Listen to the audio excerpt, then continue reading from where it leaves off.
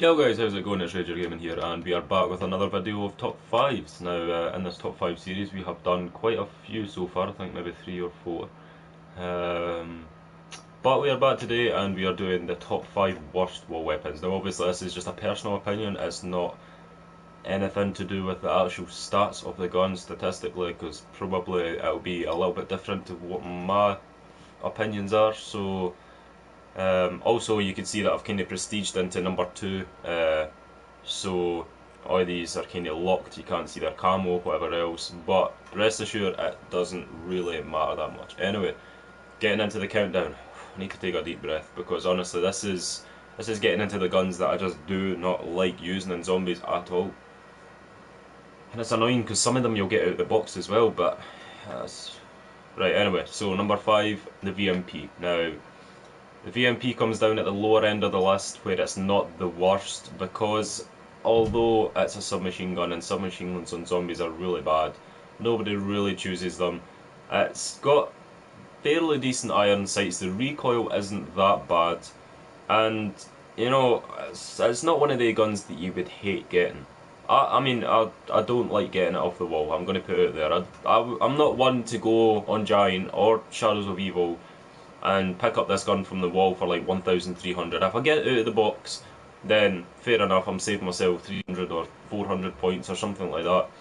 But it's not as bad as half the guns on the list, and that's pretty much the only reason why it's not higher. I mean, it's amazing in multiplayer, don't get me wrong, but in zombies, as far as accuracy with headshots go, as far as racking up points go, not the very best gun. So that takes number 5. Number 4 goes to the RK5, which obviously can be found in every single starting room in zombies, I'm pretty sure, for Black Ops 3. Aye, so we're pretty much having this at number 4.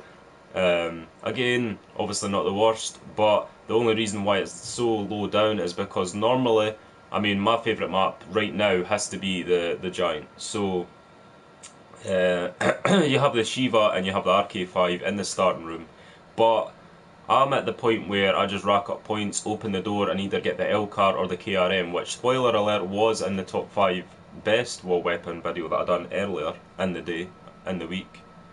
Maybe it was just yesterday. But yeah, they were both in it because they're both better in certain aspects. Obviously, you want to go and check that video out if you want more information on that. But the RK5 in its original format isn't really the best. It takes quite a few bullets, and by the time you've shot your, you can only click the trigger 5 times, hence the 15 bullets, 5 times 3 and stuff like that. Even with attachments, it's kind of hard to use. It's not the best gun. It's obviously not the worst, which is why it's coming in at number 4. But number 3, we move on to the Vesper. Now, the Vesper, obviously, in the Giant, that's what I was going to say, the Giant, it's sitting essentially where the first perk that you would normally get is.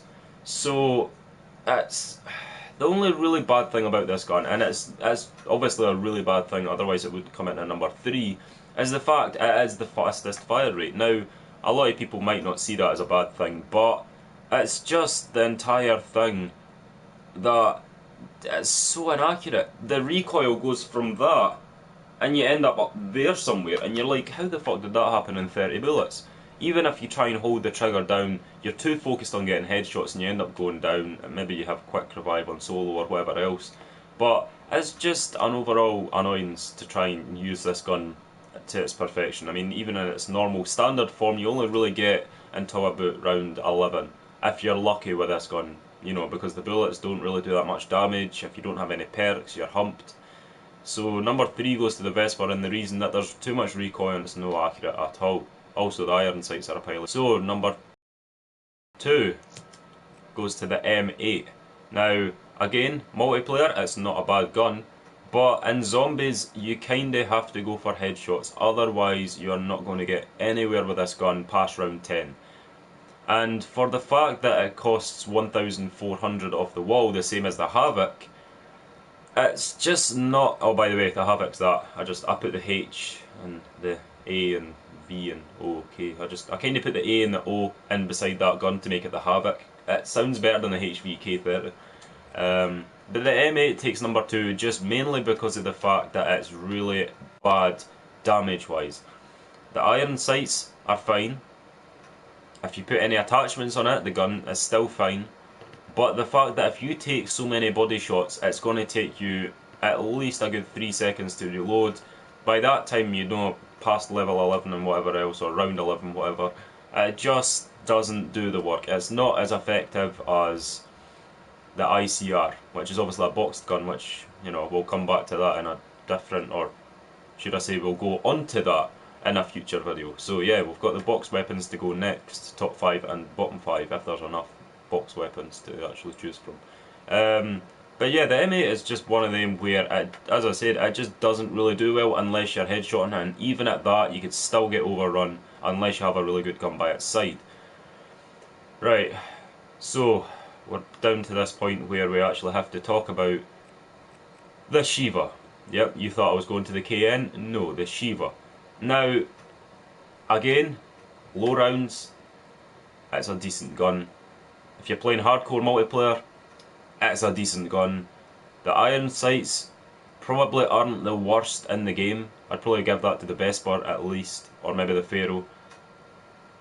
But it's the fact that the normal standard version of this gun can only pretty much last you till about round 7. You can't even get up to round 10 without spending about 5 bullets in this 10 magazine cartridge that you get. You have to spend at least half it just headshotting one zombie on round 10. And just by that time you've got another 4 coming at you. And you have to reload, and then you've not got another gun. And you think, wow, why did I buy the Shiva? It was amazing on round 1. It's just not a really good gun. If anybody never really saw this gun coming at number 1, there is something far wrong.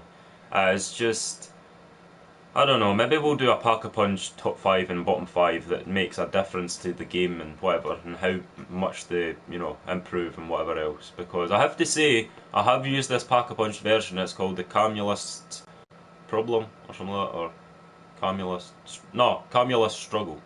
Camulus Struggle. And it's a really good gun. The headshots on it are ridiculous. It's almost like a semi-automatic sniper, like the Drakon. But the original standard format, which we're talking about here, is just an absolute shit gun. There is nothing to it. Even with double tap, you're struggling with 5 bullets on round 10, so it has to come in at number 1. Unfortunately, I don't think there was an honourable mention because there's no snipers, no LMGs. We've already covered the Bowie knife being a kind of okay weapon for certain things. You know, stuff like that. I don't think there was one shotgun in there that was on the walls.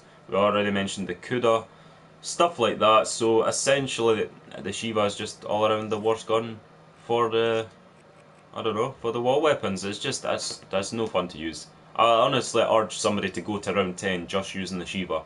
It is like hell. It is honestly like hell. But anyway, thank you for watching this video. If you leave a like, comment down below what my next top 5 should be. And obviously, you know, subscribe and all that to see your videos actually come to life on the channel. Still not had a shower, and with that, I will see you in the next video.